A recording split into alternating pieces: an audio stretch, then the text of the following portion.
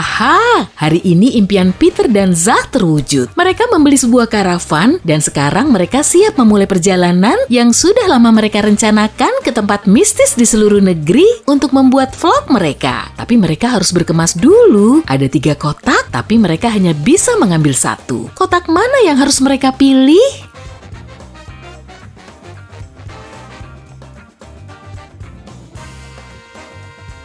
Kotak pertama, lihat pantulan di cermin deh. Kotak kedua kosong dan makanan di kotak ketiga sudah basi. Ada beberapa kecoa juga di sana tuh. Mungkin bukan teman terbaik untuk perjalanan darat. Bibi Peter, Sarah, memberi Peter dan Zah 3 selimut tambal sulam untuk perjalanan mereka. Dia bilang dia membuat ketiganya sendiri, tapi itu bohong. Faktanya, dia hanya membuat 1 selimut dan membeli 2 selimut lainnya di internet. Bibi Sarah malu mengakuinya karena sebelumnya dia selalu menjahit semua selimutnya sendiri. Kamu tahu selimut mana yang dia buat sendiri?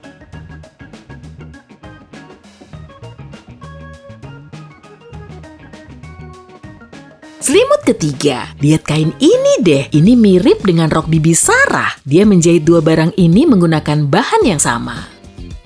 Akhirnya Zah dan Peter berangkat. Mereka pergi ke tempat pertama yang merupakan perpustakaan terlantar di bukit. Subscriber memberitahu mereka banyak cerita hantu tentang tempat ini. Tapi para vlogger ini nggak percaya dan ingin menjelajahi bangunan itu sendiri. Mereka mengelilingi perpustakaan itu, merekam video dan mengambil foto Polaroid. Tapi mereka nggak bertemu hantu. Saat mereka kembali ke karavan dan melihat-lihat fotonya, mereka takut dan mengunci semua pintu. Mereka meninggalkan tempat seram itu secepatnya. Kenapa mereka sangat ketakutan ya?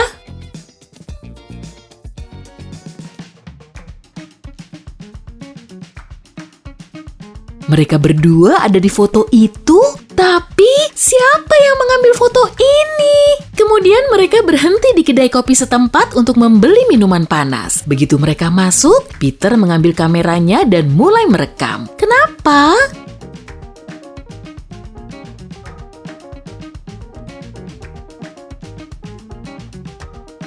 Ini hantu.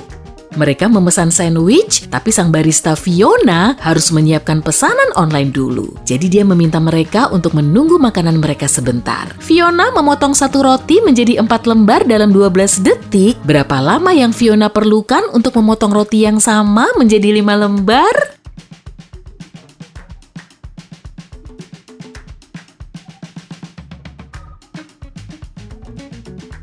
16 detik. Untuk mendapat 4 lembar roti, dia harus membuat 3 potongan. Jika dia butuh 12 detik untuk membuat 3 potongan, artinya dia membuat 1 potongan dalam 4 detik. Jika Fiona ingin memotong roti menjadi 5 lembar, dia harus membuat 4 potongan, jadi 4 detik untuk tiap potongan berarti 16 detik totalnya.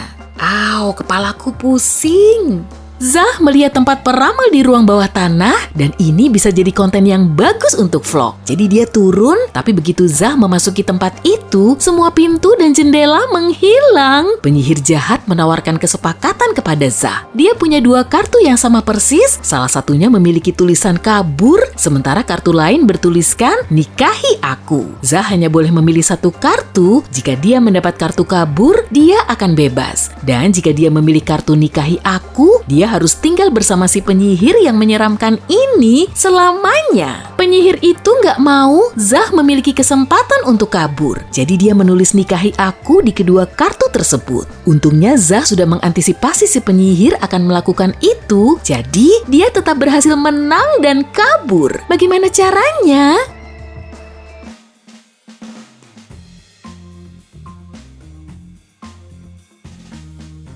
Dia mengambil sebuah kartu dan menjatuhkannya ke perapian dengan bilang itu nggak disengaja. Penyihir itu harus membuka kartu lain yang bertuliskan nikahi aku kan? Menurut aturan harus ada 2 kartu yang berbeda. Jadi si penyihir itu terpaksa setuju bahwa kartu yang dipilih dan dibakar Zah pasti kartu yang bertuliskan kabur.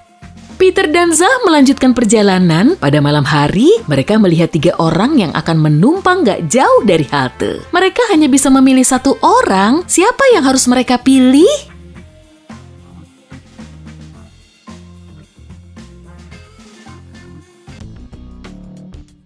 Cewek cantik ini adalah manusia serigala. Lihat aja kakinya. Dia sudah mulai berubah karena ini bulan purnama. Dan wanita tua yang kelihatannya nggak berbahaya ini ternyata adalah buron. Lihat aja tuh poster yang ditempel di halte. Itu fotonya. Lalu pria ini, dia terlihat tidak berbahaya. Iya, pakaiannya emang memiliki noda merah, tapi itu hanya cat karena dia adalah seniman. Lihat, ada peralatan seni di ranselnya tuh. Seniman itu bernama George dan dia memberitahu mereka tempat menarik dan misterius lainnya. Warga lokal menyebutnya rumah hantu dan 1 minggu yang lalu, George mendengar teriakan aneh dari dalam. Dia memeriksa rumah itu dan tak lama kemudian dia lari sambil teriak. Apa yang membuat dia sangat ketakutan?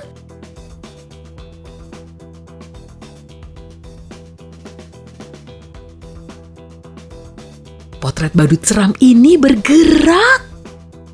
Zah dan Peter memutuskan untuk menjelajahi rumah hantu itu. Saat mereka masuk ke bangunan itu, mereka tidak melihat potret apapun. Tapi mereka mendengar teriakan dari ruang bawah tanah dan mereka kemudian menuruni tangga lalu menemukan pengeras suara yang terus mengulangi teriakan itu. Ada kostum badut di lemari dan Zah dan Peter juga menemukan 3 tersangka di antara tetangga dan hanya mengajukan 1 pertanyaan kepada mereka. Apa yang kamu lakukan seminggu lalu? Pak Daniels berkata, aku sedang berlibur di Spanyol selama 2 minggu lalu. Kami baru pulang kemarin. Jessica berkata, kulitku sangat sensitif. Aku tidak akan merusaknya dengan memakai topeng badut. Sementara itu Henry bilang dia sedang menyiapkan ujian masuk kuliah sepanjang waktu. Siapa yang bohong?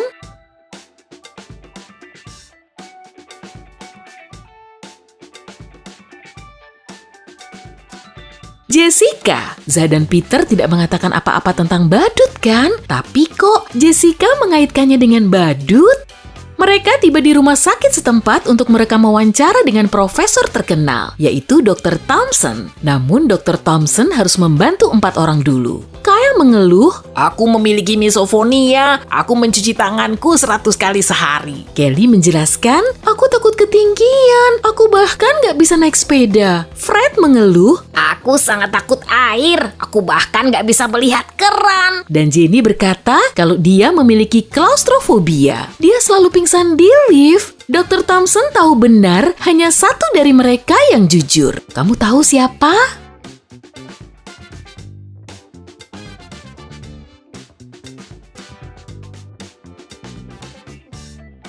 Fred tidak mungkin takut air. Dia punya akuarium dengan ikan di rumahnya. Jenny tinggal di van kecil, jadi dia nggak mungkin memiliki klaustrofobia. Dan apartemen Kyle terlalu berantakan untuk orang yang takut kotoran dan kuman. Jadi yang jujur adalah Kelly. Dia tidur di lantai. Sepertinya itu wajar untuk orang yang memiliki ketakutan ekstrem pada ketinggian. Perhentian selanjutnya, Gua Seram. Zah dan Peter pergi untuk melihat reruntuhan kuno di tengah hutan. Selama ini banyak orang yang sudah hilang di sana. Mereka mendengar teriakan aneh dari gua, berlari ke arah suara, lalu tersesat. Tiba-tiba mereka melihat 3 terowongan. Terowongan pertama berisi api, vampir yang lapar menunggu di terowongan kedua, dan terowongan ketiga berisi apel beracun. Jalan mana yang harus mereka pilih?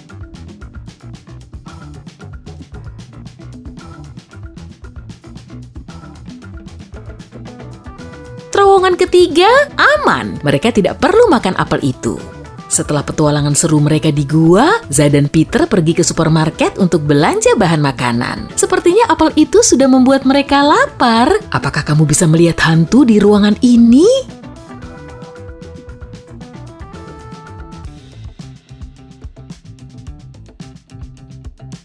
Ini dia.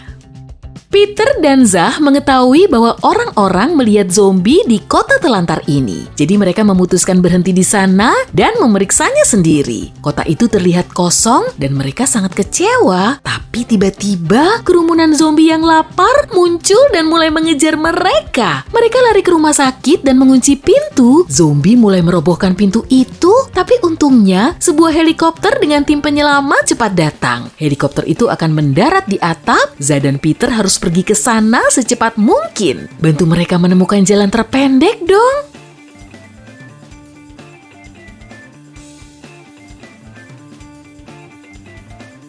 Ini jalannya. Setelah menyelamatkan mereka, tim penyelamat mengundang Peter dan Zah untuk melakukan terjun payung bersama. Mereka setuju dan langsung memakai parasut. Mereka mengambil foto di dalam pesawat tepat sebelum melompat. Kamu tahu siapa yang dalam bahaya?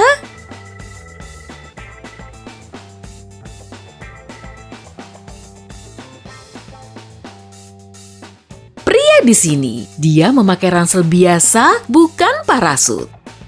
Kemudian mereka berhenti di tepi danau misterius, lalu mereka memancing. Tiba-tiba ada putri duyung melompat dari air dan menyeret Zah ke danau. Peter melompat ke air untuk menyelamatkan temannya. Akhirnya, dia menemukan Zah terbalut rumput laut di bebatuan di tengah danau. 3 putri duyung mengelilingi Zah dan menyanyikan lagu mereka. Saat mereka melihat Peter, mereka berkata, "Kami akan membebaskan temanmu jika kamu menebak siapa di antara kami yang bukan putri duyung asli. Apakah kamu bisa membantu Peter?"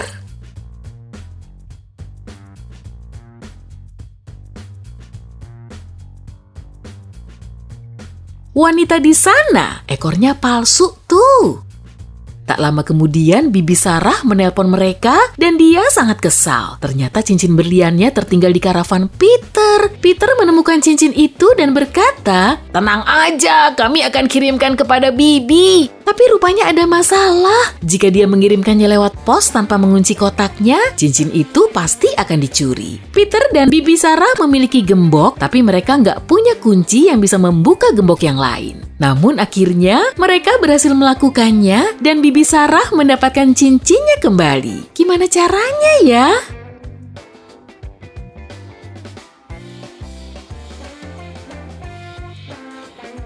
Peter mengunci kotak dengan cincin itu dan mengirimkannya kepada Bibi Sarah. Saat Bibi Sarah menerima kotak itu, dia memasukkan gemboknya dan mengirimkannya kembali. Peter menerima kotak itu dan melepaskan gemboknya, lalu dia mengirimkan kotak itu kepada Bibi Sarah lagi. Bibi Sarah membuka gembok dengan kuncinya dan mendapatkan cincinnya.